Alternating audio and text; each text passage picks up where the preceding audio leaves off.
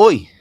Então, dessa vez eu vim aqui ler um artigo escrito por Janos Biro Marx Leite, nomeado Estado Técnico e Estado Policial. Esse artigo ele foi originalmente publicado no site do Contrafatual e também está aqui no Medium. Então eu vou ler pelo Medium mesmo e endereçar o link do artigo aqui pelo Medium. Escrito no dia 20 de janeiro de 2020. Então, sem mais delongas, começar a leitura aqui do artigo.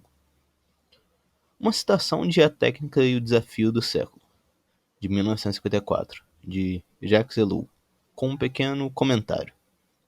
O sociólogo francês Jacques Ellul sugeriu, ainda nos anos 50, que não se pode ter um estado técnico, onde o progresso técnico é caracterizado pelo automatismo, sem inevitavelmente criar um estado policial. Segue abaixo uma longa citação, com grifos meus. Abre aspas. A polícia aperfeiçoa de modo espantoso seus métodos técnicos. Quer se trate de método de pesquisa ou de ação, e com isso só podemos nos rejubilar, pois representa uma proteção cada vez mais eficaz contra os criminosos. Deixemos de lado a corrupção policial, para pensar apenas no aparelho técnico, que se torna extremamente preciso. Esse aparelho, porém, será aplicado apenas aos criminosos? Sabemos perfeitamente que não. E a esse propósito, somos tentados a reagir, dizendo que é o Estado que aplica esse aparelho técnico à torto e à direito. O instrumento não é responsável por coisa alguma. Erro de ótica. O instrumento tende a aplicar-se sempre que pode ser aplicado. Funciona porque existe sem discriminação. As técnicas policiais, que se desenvolvem em ritmo extremamente rápido, têm por fim necessário a transformação da nação inteira em campo de concentração. Não se trata de uma decisão perversa de determinado partido, de determinado governo, mas para estar seguro de agarrar criminosos, é preciso que todos sejam vigiados, que se saiba exatamente o que faz cada cidadão, suas relações, seus hábitos, suas distrações, e cada vez há mais condição para saber tudo isso. Isso não quer dizer que o terror impere, nem que as pessoas sejam presas arbitrariamente. A melhor técnica é a que menos se faz sentir, a que pesa menos. Mas isso quer dizer que cada um deve ser rigorosamente conhecido e vigiado, com discrição. Tal consequência decorre unicamente do aperfeiçoamento dos métodos. A polícia só pôde alcançar a plenitude técnica quando se torna um controle total. E como observa Brandstad, esse controle total tem um aspecto objetivo e um aspecto subjetivo. Subjetivamente, pode satisfazer o espírito do poder, tendências sádicas, mas não é essa a tendência dominante. Não é a expressão do terror futuro o aspecto mais importante. Na realidade, o aspecto objetivo domina cada vez mais, quer dizer, a pura técnica, criando um meio, uma atmosfera, um envolvimento e mesmo um modelo de comportamento nas relações sociais. É certo que a polícia deve tender à ação preventiva. É preciso chegar ao ponto em que será inútil intervir, o que se consegue de dois modos. Inicialmente por uma vigilância constante, conhecem-se com antecedência as intenções nocivas, a polícia agirá, portanto, antes que o mal premeditado seja feito. Em seguida, pelo clima conformista de que falávamos.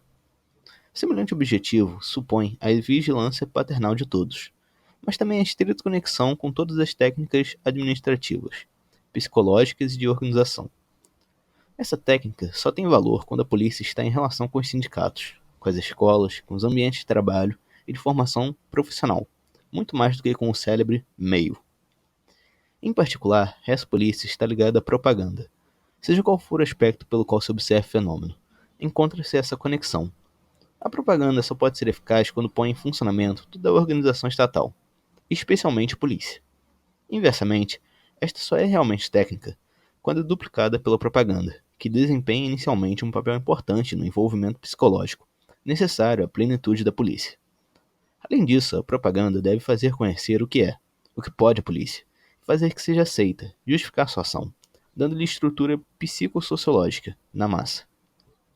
Isto não é válido apenas para um regime ditatorial, em que a polícia e a propaganda estão centralizados no terror, mas também para regimes democráticos, nos quais os filmes mostram os bons ofícios da polícia, conquistando a simpatia dos cidadãos. E o círculo vicioso assinalado por Brandstad, o terror futuro, é igualmente verdade em um regime democrático, com a condição de substituir-se terror por eficácia. Enfim, essa concepção técnica da polícia supõe também o campo de concentração. Não, é claro, em seu aspecto dramático, mas administrativo. O uso que os nazistas fizeram dos campos de concentração falseia as perspectivas. O campo é baseado em duas ideias, que decorrem diretamente da concepção técnica da polícia. A prisão preventiva, que inclui a prevenção e a reeducação. Não é porque o uso desses termos não correspondeu à realidade positiva que devemos nos recusar a considerá-los uma forma muito avançada de sistema. Encontramos a justificação desse desenvolvimento. Não podemos afirmar que, se a polícia se aperfeiçoa, isso é devido a uma vontade maquiavélica do Estado ou a uma influência passageira. A estrutura total de nossa sociedade implica nisso, necessariamente. Quanto mais se mobilizam forças naturais, mais é preciso mobilizar homens, e mais se precisa de ordem. O valor da ordem é atualmente fundamental. Ninguém poderia negá-la sem negar toda a marcha do tempo, pois a ordem não é espontânea, é a aquisição paciente de 1000 pormenores técnicos. Cada um de nós experimenta um sentimento de segurança e formula uma aprovação diante de cada um dos progressos que tornam a ordem mais eficaz e nosso dia seguinte mais garantido. O valor da ordem recebe nossa adesão. E mesmo que sejamos hostis à polícia, somos, no entanto, por uma curiosa contradição, partidários da ordem. No desenvolvimento das descobertas modernas e de nosso poder, uma vertigem nos assalta, que nos faz experimentar de modo extremamente intenso essa necessidade. Ora, é a polícia que, do ponto de vista externo, está encarregada de assegurar essa ordem, que recobre a organização e a ordem moral. Como recusar-lhe o indispensável progresso de seus métodos? Fecha aspas. É isso. Citação aí do Jacques Ellul, no livro A Técnica e o Desafio do Século, de 1954. Agora voltando à leitura do artigo. Em outras palavras, o avanço automático da técnica, guiado apenas pela eficiência técnica, conduz ao estado policial e ao campo de concentração, ainda que o regime político não seja necessariamente ditatorial. Ellul previu a construção de campos de concentração democráticos, onde todos estão detidos, vigiados e obrigados a trabalhar.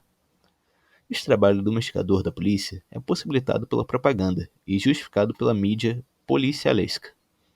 É o próprio desenvolvimento técnico da sociedade que leva a um controle policial total. Este argumento combina com o argumento central de Ellul sobre como o Estado técnico tende o que poderíamos chamar de totalitarismo.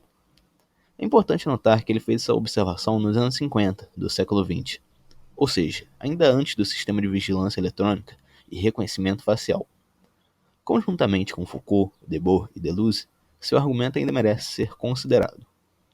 O primeiro ponto é que o aperfeiçoamento técnico também resulta no aperfeiçoamento dos métodos de vigilância, e estes tendem a ser colocados em uso, não por uma questão política somente, mas por uma questão de eficiência. O campo de concentração de Ellul é apenas uma sociedade alcançou a técnica de controle social total. Não é preciso oprimir se o comportamento pode ser previsto e controlado. A polícia despreparada e brutal pode ser substituída por uma polícia técnica e científica, que atua com técnicas administrativas, psicológicas e de organização. A polícia se mescla com a sociedade técnica, ao ponto de se tornar indistinguível dela. O mais interessante ainda é a relação que Ellul faz entre polícia e propaganda. Por propaganda, ele compreende os métodos que geram envolvimento psicológicos dos indivíduos com determinada organização social. O uso policial da propaganda significa transformar as pessoas em policiais de si mesmos, por meio da engenharia social.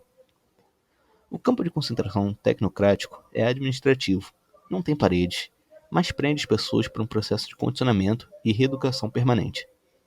A necessidade de ordem numa sociedade complexa é a causa desse totalitarismo. Essa conclusão, um tanto quanto determinista, toca numa ferida aberta recentemente, com o ressurgimento do fascismo. O fascismo é a verdadeira face do capitalismo, teria dito Bertolt Brecht. Seria o caso de considerar que, além disso, o fascismo é também a verdadeira face do desenvolvimentismo técnico numa sociedade de massas? Ellul, um autor simpatizante do anarquismo, pretendeu com isso fazer crítica ao totalitarismo tecnocrático, e não defender o Estado policial. Sua principal crítica é quanto ao automatismo do desenvolvimento técnico. O avanço técnico, como fim em si mesmo, mobiliza tantas forças naturais que nos envolve numa vertigem, uma compulsão pela manutenção da ordem, das forças caóticas da natureza, incluindo a natureza humana. O avanço técnico exige um avanço moral equivalente, por assim dizer, e este não pode ser alcançado tão rapidamente. A solução técnica para possibilitar a ordem social necessária ao avanço técnico acaba sendo, portanto, o avanço das técnicas de engenharia e controle social, o que acaba sendo um beco sem saída para a liberdade humana. Então é isso. Como eu falei, esse foi o artigo nomeado Estado Técnico e Estado Policial, escrito por Janos Birmark Slate. Espero que todos tenham gostado da leitura desse artigo. O código do Kwai e do TikTok na descrição, caso vocês queiram dar uma força aí pro canal. E como eu sempre digo, até mais.